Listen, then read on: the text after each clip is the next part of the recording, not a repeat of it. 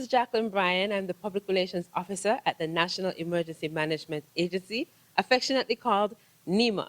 And we're here at CDM 13. That's the 13th staging of the Caribbean Conference on Comprehensive Disaster Management. It's a mouthful. Yes, it's a mouthful.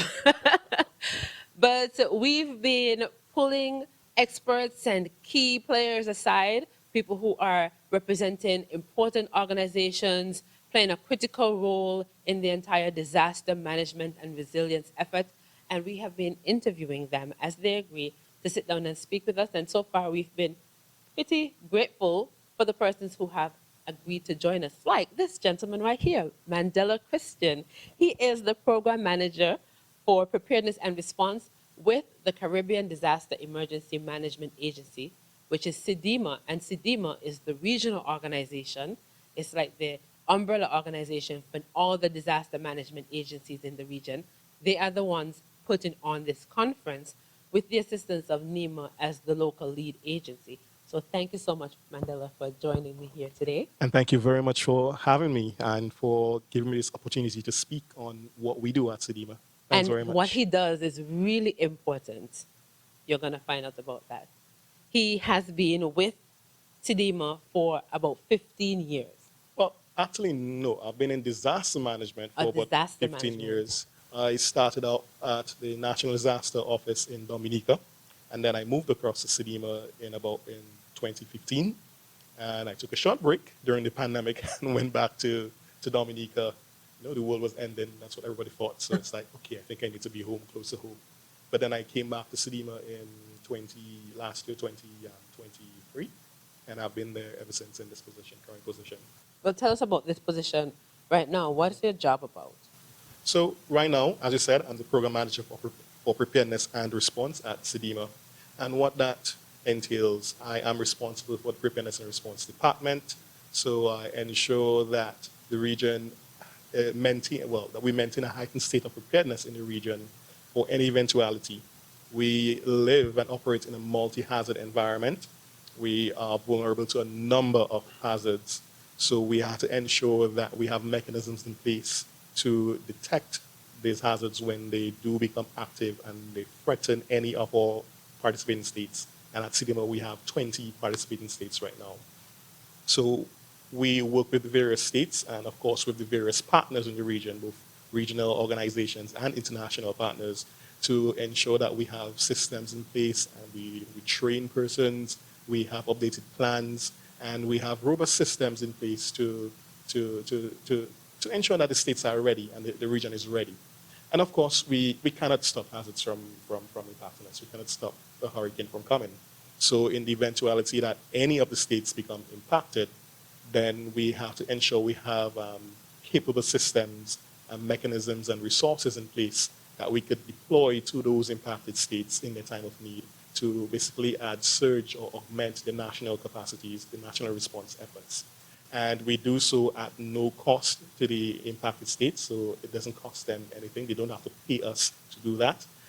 Once there is a need and we are able to do so, then we provide that assistance to them. Okay, so I guess that's where the regional response mechanism comes into play. Oh, yes. So tell me about that. Yes, so all that is done through the regional response mechanism. So my role essentially is to ensure that the regional response mechanism is always ready to go and prepared to go at any time. So what is the regional response mechanism? It is the system for which CDEMA provides support to the states. One of the objectives of CDEMA that is articulated in the Articles of Agreement of CDEMA is that CDEMA has the mandate to establish, enhance, and maintain emergency response capabilities among the participating states. And that is to ensure that we, as I said, we have things in place and mechanisms, systems in place to provide support to the states. And to do so, the original response mechanism was created, and there are four main components to that system. So in order to operate, we have to ensure we have the legal background, the legal framework within which we operate. So that entails, of course, first and foremost, the Articles of Agreement that establish CDEMA, that is signed by all of our member states or participating states, and that gives us certain authority to do certain things during emergency periods, well, not just emergency periods, throughout the disaster management cycle in our participating states. So we have the Articles of Agreement. We have also regional disaster plans that are tied into the national disaster plans. We also have MOU agreements with the various partners, regional and international organizations that speak and provide guidance on how we interact and operate with each other. So a number of these legal documents or policy documents that inform how we operate. Then we have the second component would be the sub-regional structure.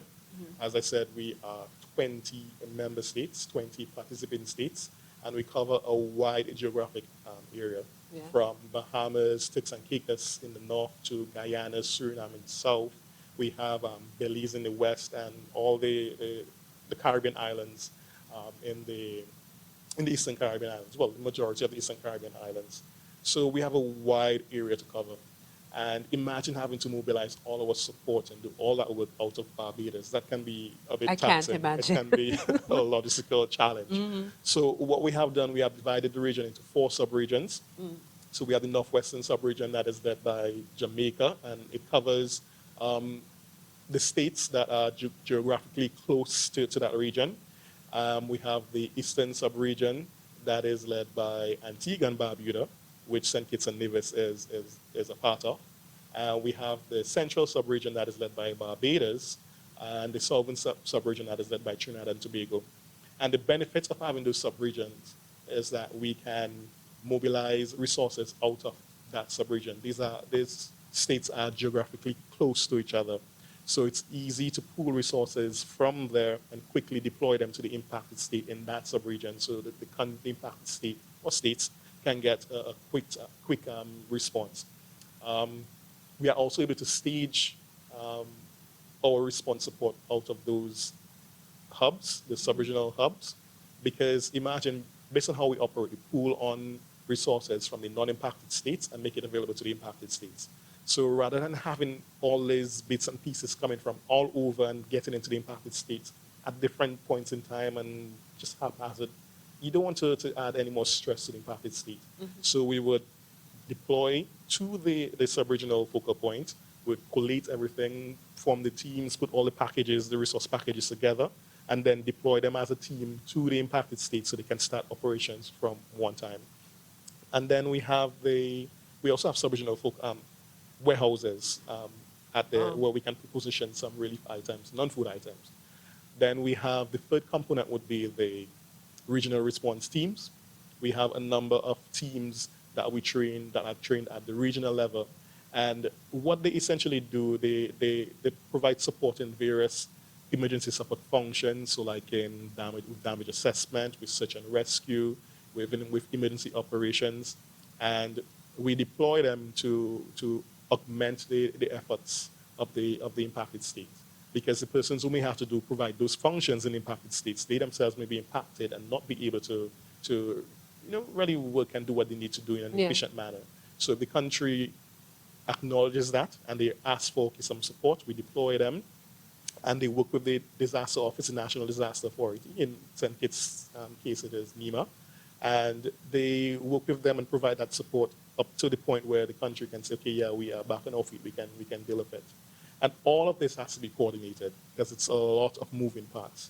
So we have the forum, the Caribbean Development Partners Group, where we bring together all the key stakeholders in the region with interest in disaster management.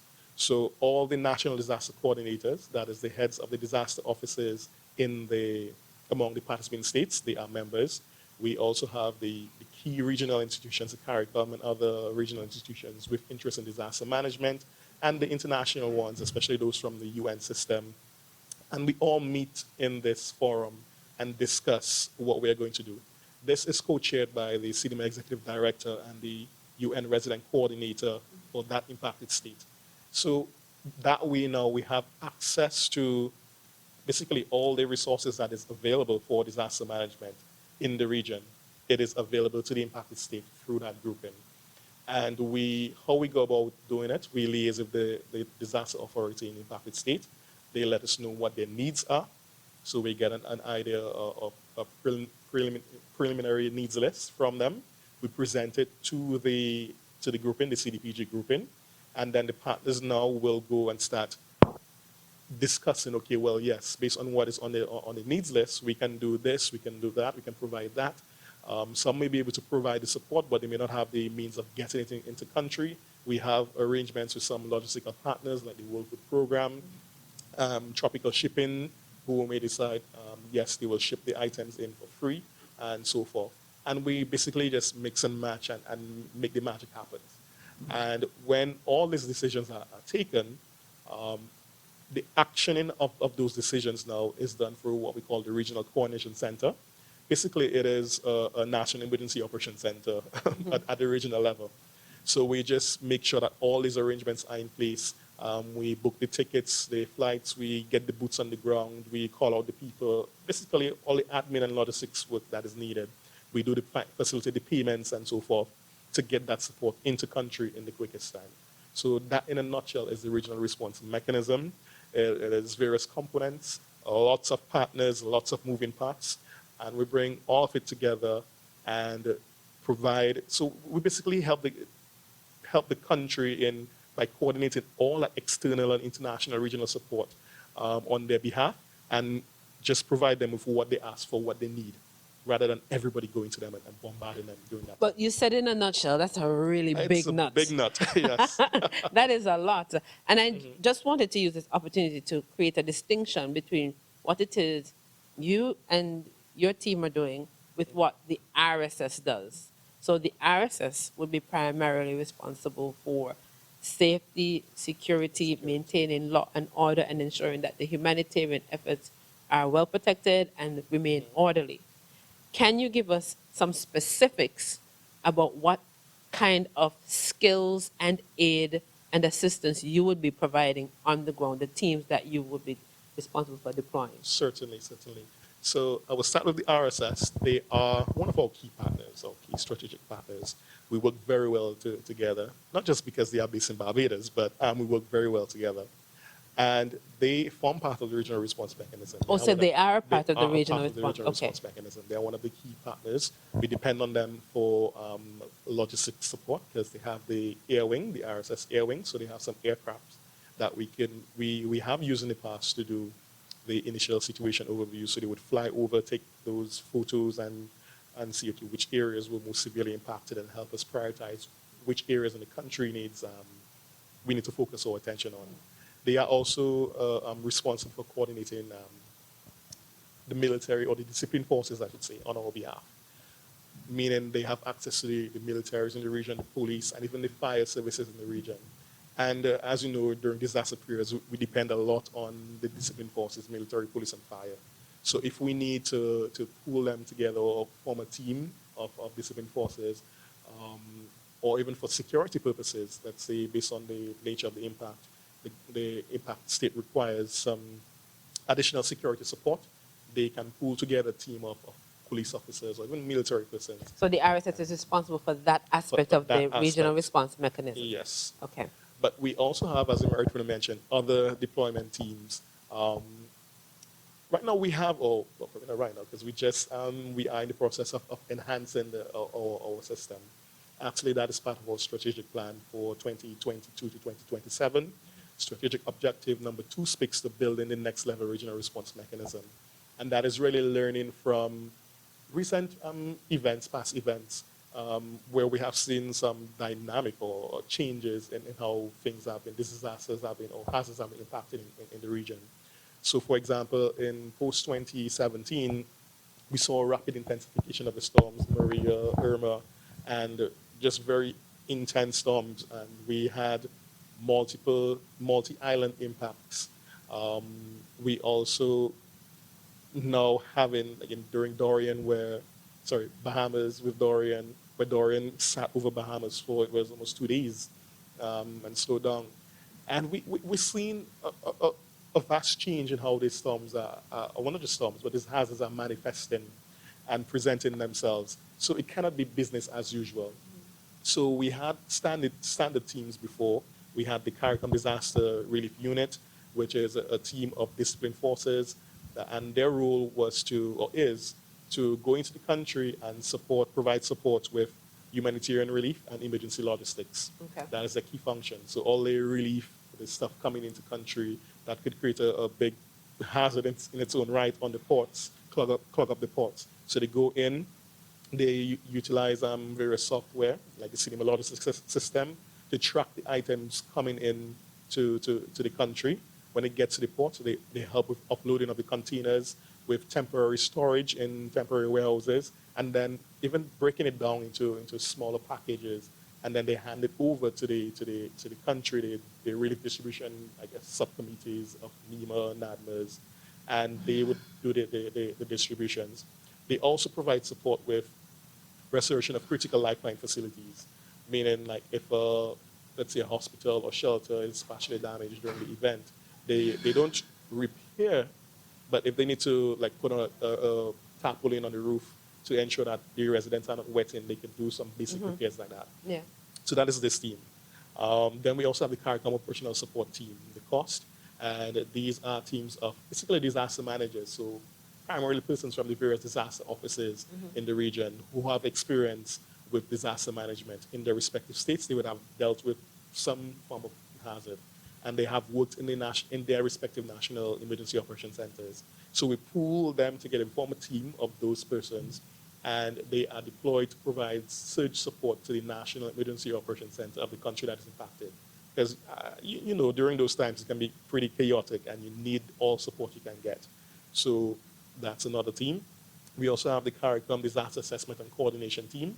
These are teams of persons who have been trained in damage assessments and needs analysis. So they basically go out and they do the house to house. They would interview the impacted people, find out, okay, what the basic needs are, and that in turn will be provided to the officials of the country, and they create that national needs list. We also have the regional search and rescue teams. The name speaks for itself. They provide support with search and rescue. And then we have another team, the rapid needs assessment team. These are now more specialists. So like the engineers we had, for example, during burial, we did deploy someone from the, I think, the engineering department or Yeah, public public works department, yes. He went to Grenada, actually. He spent And like that's a the week. St. Kitts and Nevis Public Works Yeah, Department. St. Kitts and Nevis. And he did an assessment of their critical infrastructure, so the schools, the hospitals, and it looked at, okay, the damage and made recommendations to them as to how they could build back better to avoid, like, if we get a repeat incident, so that they use proper techniques, how to enhance their building codes and so forth.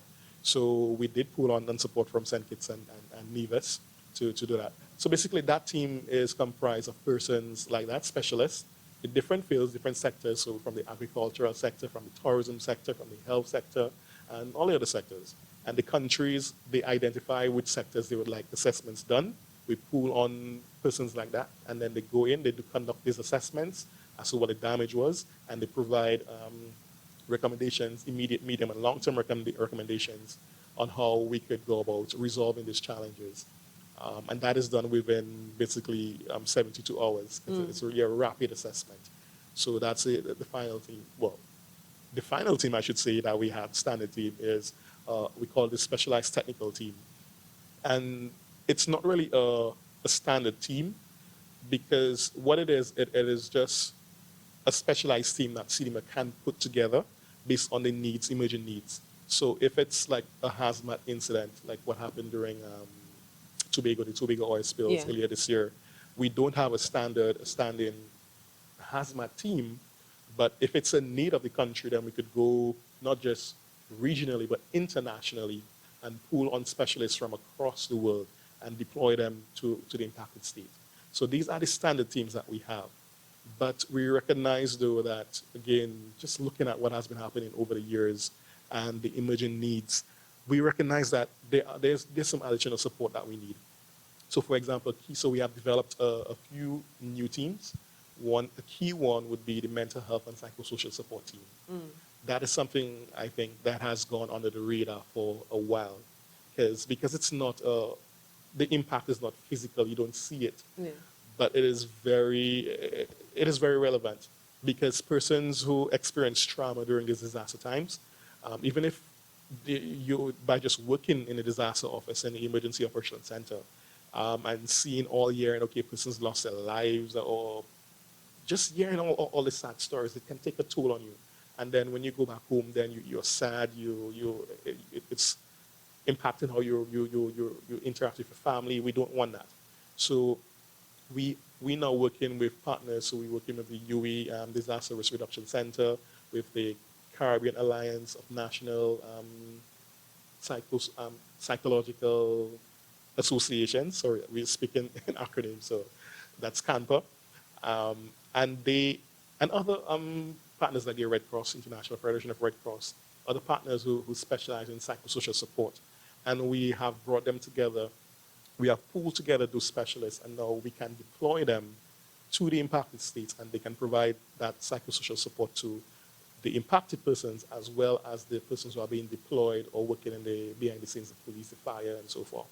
So that's one team we have created. In fact, right now we are supporting the deployment in both Grenada and St. Vincent of mental health and psychosocial support. Another team we are working on is the field medical hospital. Because if we have, I mean, take for example what happened in Haiti in 2010 after the earthquake. Yeah. We had about 250 persons casualties. That's a lot of people. And that doesn't even include all the injuries that you had. So during that period, there were lots of operations that were happening just by the roadside in unsanitary conditions because it was just the hospital, the medical system was just overwhelmed. So we are being proactive, saying, okay, yeah, we have been hearing from the specialists that, okay, the region is overdue for a major earthquake. We are seeing what's happening with the hurricanes. They are becoming more intense, the rapid intensification.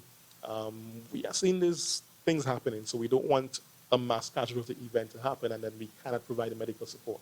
So the Field Medical Hospital in Barbados, it is currently housed at the Barbados Defense Force. It is certified at a level 2. I think that's a first, only of its kind in this hemisphere, well, definitely in the region. So this is something I think we should definitely be proud of in the region, that we have a level 2 certified field medical hospital. All that means is they can do basically all what a hospital can do, operations, everything, round the clock.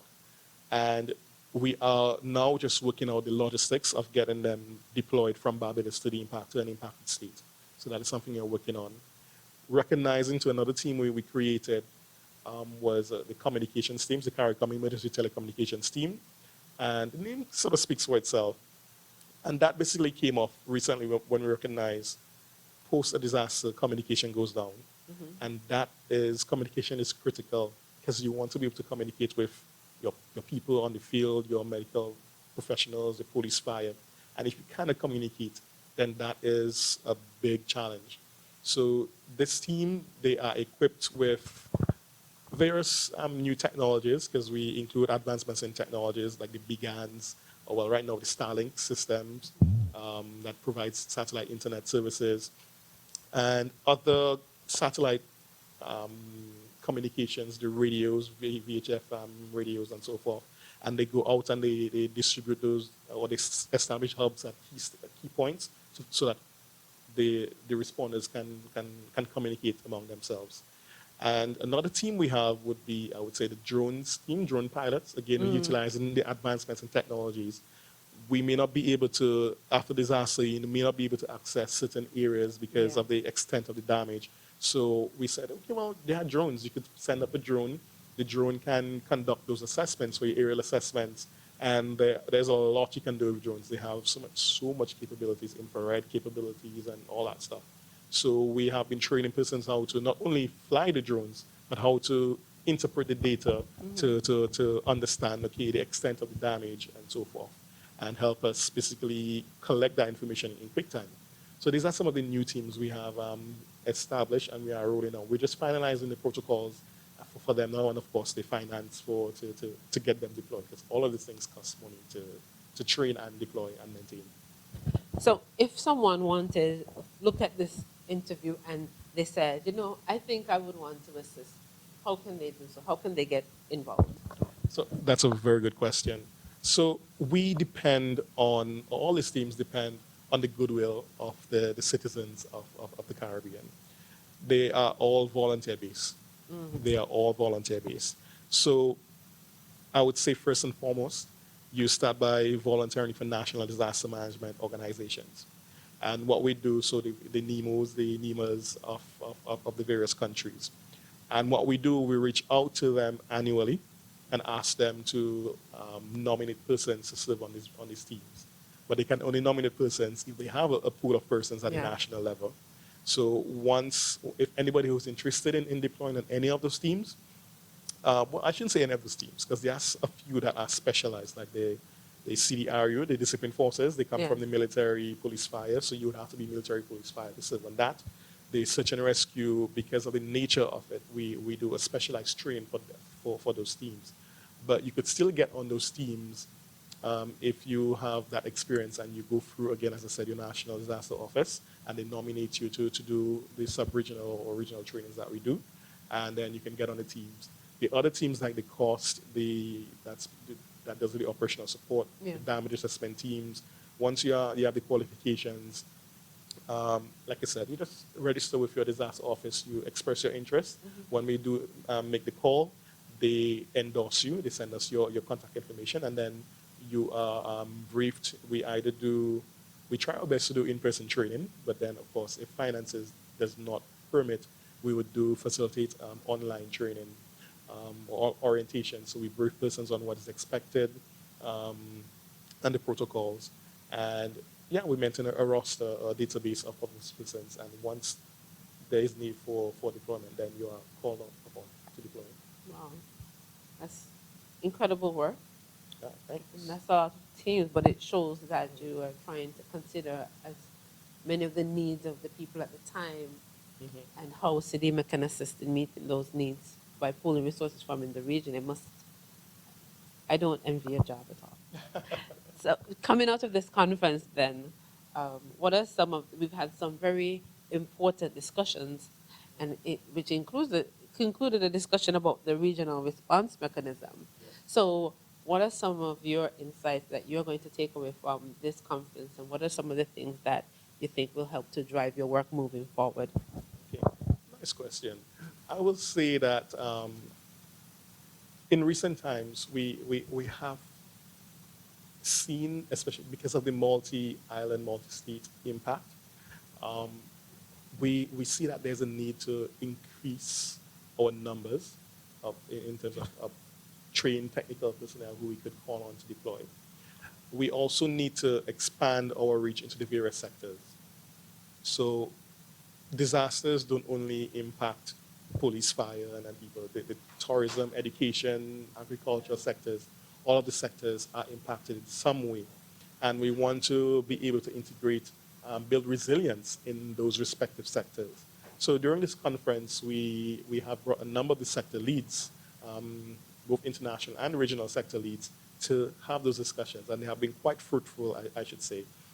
So we are actually finding technical persons within those respective sectors that we could now deploy and that can work with us to provide a bit more guidance as to, okay, how exactly are these disasters affecting your respective sector?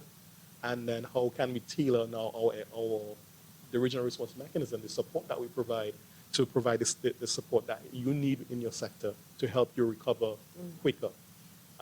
So we're having very good discussions, good exchanges, and there's quite a bit of follow-up to do, I should add.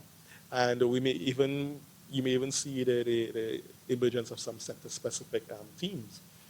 Like I know we have been discussing with, for example, with the water sector, looking at water, sanitation and hygiene. And we have been discussing with the key partners, okay, how do we ensure that with pre and post disasters, that potable water and even I call it solid waste and these things, how do we ensure that these facilities are resilient enough to withstand the impact, or if they do sustain some damage, how can we quickly mobilize experts from across the region or even internationally to come and help those sectors with their recovery efforts and get the system back operational? Because as you know, water is key. That is one of the main essential needs. So if we can ensure that, okay, yes, the water systems are sanitized and back up and running in quick time so persons can have water to drink and to do their daily, the daily uses of water, That is key. And also to minimize the bottled water. Because what we are seeing is that, yes, you get an influx of bottled water, but then just having all these plastic bottles afterwards, how do we Yeah. dispose of them in addition to all the rubble and debris from Yeah. the event? That is creating a secondary hazard of environmental hazard. So we are trying to be as comprehensive in our thinking as possible. Yes, we may be dealing with one hazard, but then there are so many secondary effects. Yeah. We have to ensure that it's not creating a secondary problem for the country. So these discussions with the sectors are providing us with good insight as to, okay, what best practices we should be looking at. And who better to inform us than they themselves. Yeah. Yeah. Well, thank you so much, Welcome. Mandela Christian, Program Manager for Preparedness and Response with the Caribbean Disaster Emergency Management Agency, also called CDEMA, and for sharing with us the incredible work that you are responsible for, because over the past decade, we've seen the region hit by several disasters. And in addition to that, we've seen some territories get more than their fair share. For example, St. Vincent and the Grenadines that faced several disasters in close proximity to each other. We know that CDEMA was very present in all of those territories and has always been there to help. But now can put a face to that aspect of the coordination, and it's a very important job. So thank you so much for taking the time out to agree to speak with us. It was my So I pleasure. hope you Thanks. enjoyed it. Yes. And I hope you took away something important. And I hope that you volunteer with your local districts through NEMA so that, if necessary, you too can be deployed to assist in another territory. So that concludes this edition of CDEMA 13 Table Talks brought to you by NEMA. My name is Jacqueline Bryan. I'm the Public Relations Officer at NEMA, and I was your host. Thank you so much for joining us.